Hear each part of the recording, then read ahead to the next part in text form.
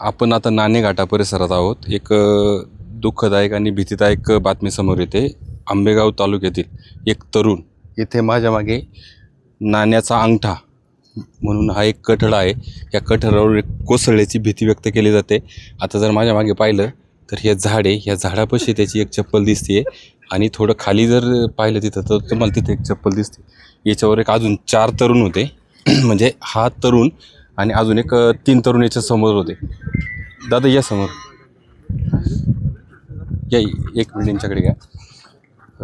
काय नाव आहे तरुणाचं आणि कोण कोण एकत्र होतं? दत्ता लोंढे हां.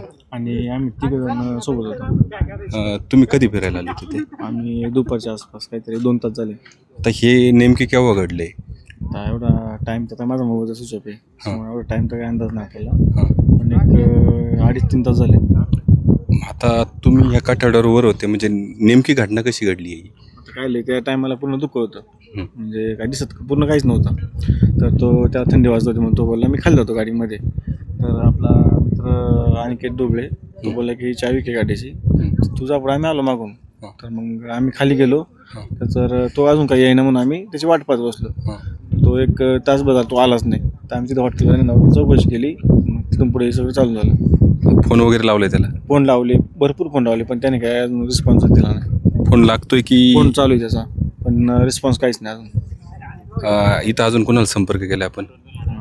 तर आम्ही रेस्क्यू टीमला पण बोलवलं, कोरोनावाल्यांना पण बोलवलं, पण ते काय अजून कुणी आलेलंच नाही इथं अजूनपर्यंत. म्हणजे पोलिसांना पण संपर्क झाला, सगळं झाले पूर्ण, अजून तरी कोणी इथं आलंच नाही. साधारणतः एक 2 ते 3 तास झालेत. इथे यांनी रेस्क्यू टीमला वगैरे संपर्क केला आहे, पोलीस स्टेशनलाही संपर्क केला आहे.